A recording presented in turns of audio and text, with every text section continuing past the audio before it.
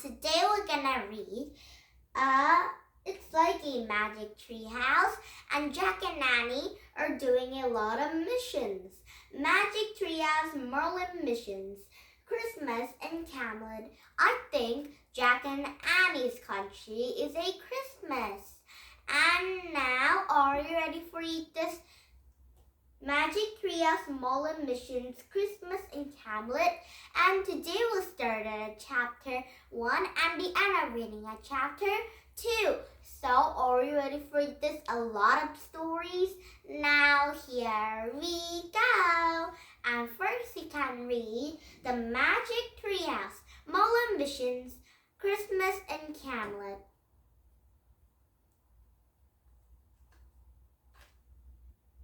Chapter 1. A Royal Invitation. Sunlight had faded from a late afternoon sky. Puffy snows clouds were moving in. "Let's hurry, I'm cold," said Jack. He and Annie were walking home from school. Their Christmas vacation was just beginning. "Coo, coo." "Wait," said Annie. "Look." She pointed to a white bird sitting on a bare tree branch at the edge of the woods. The bird was staring straight at them. "It's a wolf," said Jack. "It's a manager," said Annie. "From Morgan." "No," said Jack, afraid to get his hopes up.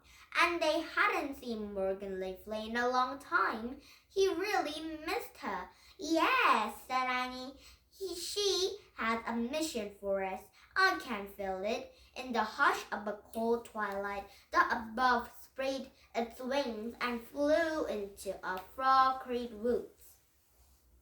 "Come on," said Annie. "The tree house is back." "You're just hoping," said Jack. "I'm knowing," said Annie. She ran through the woods, following the white dove. "Oh, brother," said Jack, but he took off after Annie. If even in the glowing darkness, they easily found their way, and they zigzagged between the bare trees and lay off on frozen ground until they came the tallest oak into the woods. "See," said Annie, pointing to the top of the tree. "Yeah," whispered Jack. There it was, a magic treehouse.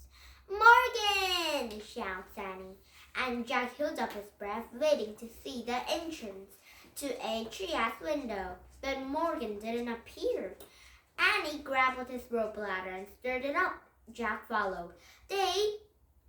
When they climbed inside to the treehouse, they saw something lying on the floor.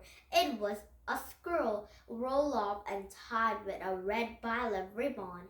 And Jack picked it up a squirrel and unrolled it. The thick yellow paper shimmered with a large gold writing. "Wow, Morgan sent us a really fancy note," said Annie. "It was an invitation," said Jack. "Listen. Dear Jack and Annie, please accept this royal invitation to spend a Christmas in the Kingdom Camelot. Morgan." "The Christmas in Camelot," said Annie. "I don't believe it." "Cool," whispered Jack. His pictures was beautiful, glowing castles with candles and filled with knights with ladies feasting and singing. "We're going to celebrate Christmas in Morgan's and King Arthur," said Annie, "and Queen Jennifer." Yeah," said Jack, "and the knights of the Round Table like Sir Lancelot." "Let's go," said Annie. "Where's the book?" She and Annie looked around the treehouse for a book about Camelot. Only the book when it saw a Pennsylvania book that always brought him that home. "That's strange," said Jack. "Morgan didn't send a book about Camelot in the royal invitation. How does she expect us to get there?" "I don't know," said Annie. "Maybe she forgot." Jack picked up the invitation. He read it again, and he turned it over and hoping to find more invitation. And The back of the scroll was blank and handed an invitation to Annie. She must have forgotten, he said. Darn, said Annie, staring with the gold writing.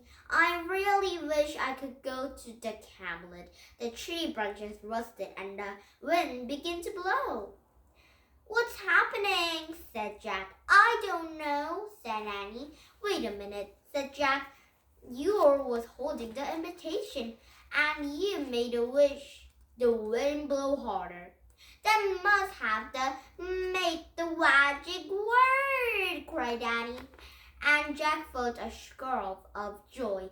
We're going to the Camelot, he said. The treehouse started to spin. It spun faster and faster and everything was still. Absolutely still. Now chapter 2. This is Camelot. I think Jack and Annie are going to Camelot and spending a time at the Christmas at Camelot. And Jack shriveled. He could see the breath in the dim light. Annie was staring at the window. This is Camelot, she said, and Jack looked out with her. And the treehouse had landed in the grove of tall, bare trees. A huge dark castle loomed against the gray sky. No light shone from its windows, no banners waved from its turrets, and wind whistled though the tall towers sounding and lonely. It looked desert, said Annie. Yeah, said Jack. I hope we came to the right place. And Jack put a notebook and pencil into the top of the pack, and he wanted to write a description on the dirt castle. Hey, I need some more, said Annie, and Jack looked at the window again. The woman was crossing the castle drawbridge, and she wore a long cloak and carried a lantern, and her hair blew into the wind. Morgan! Said Jack and Annie together, and they laughed with relief, and Morgan hurried over to the frost-covered ground and told the grove trees. Annie, Jack, is that you? She called. Of course! Who do you think? Shouted Annie, and she started down from the treehouse. Jack threw his notebook into his backpack, and he followed Annie down the rope ladder.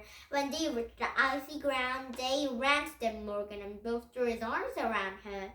I was looking out from the window of the castles and saw a bright flash in the orchard, said Morgan.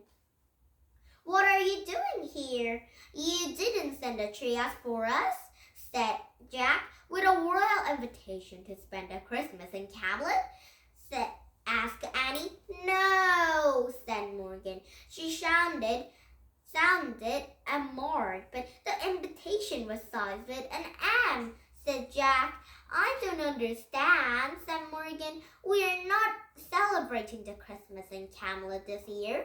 You aren't, said Jack. Why not, said Annie. A book of the sadness crossed Morgan's face. Do you remember when you visited my library and gave a King Arthur hope of the courage to childless Emily? Said Annie. She says. Sure, said Jack. Well, the Arthur Emily was a man named Mordred, said Morgan. After you left the Arthur, they faced him, but not before the Morders. Dark wizard cast spell over a whole kingdom, the spell of a rubbled Camelot, all with joy. It's joy, whispered Annie. Yes, said Morgan. For months, Camelot was being without music, without celebration, without a laughter. Oh no, said Annie. What can we do? Help, said Jack.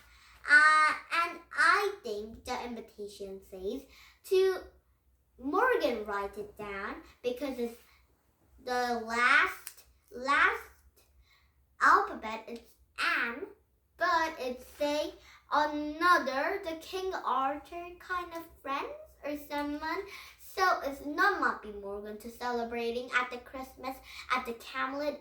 So Jack and Annie might be very sad, but they might be very excited to have a look for a new kind of more king and king's friends too. So they're having a fun time too. Morgan smiled sadly. This time I don't think you can do anything, she said, but perhaps it will lift Arthur's pride to see you both again. And come, let us go inside the castle. Morgan held up a lantern and skirted to the drawbridge, and Jack and Annie hurried after her. And then, as they walked through the Arthur courtyard, the frozen grass crackled with sneakers. They found Morgan over a bridge. Then, through all the gate, there's no signs of life in the castle. Enid called, "Where is everyone?" Annie whispered to Jack, "I don't know." He whispered back, and Jack really wished he had a book about a Camelot. It had not helped them understand what's going on, and Morgan led them to a huge archway with 2 wooden doors, and she had stuffed it a book at them. "I am afraid no book would help you tonight, Jack," she said.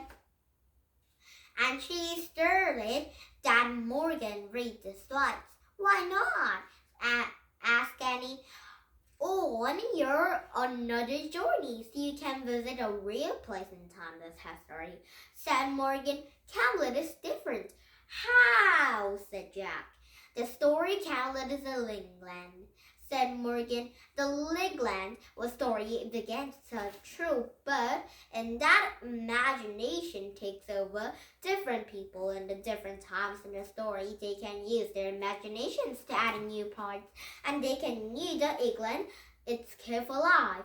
Tonight we'll add our part," said Annie. "Yes," said Annie, "and please, I beg you, and the lantern night." And she looked very serious. "Do not let the story of Camelot and forever keep the kingdom alive." "Of course we will," said Annie. "Good," said Morgan. "Come then, let's just go to the great hall to see the king." And Morgan lifted an iron catch, pushed open the heavy doors, and Jack and Annie followed her into a dark castle. I think Jack and Annie and Morgan Leafly have gone inside to a dark castle. So they're gonna meet a King Arthur and King Arthur's friends. And now chapter 3, A Knights of a Round Table. Now tomorrow we'll be starting at chapter 3, and I think I will read this all tomorrow and next day. So tomorrow we'll be starting at chapter 3 and then reading at chapter 6, okay? And now, did you have fun? Your English country will come back with some of these books, but not story because it might be a new chapter to read. Okay, and now please thumbs up my YouTube if you like my YouTube. And now bye-bye everybody, and have a nice Tuesday. Now bye-bye everybody.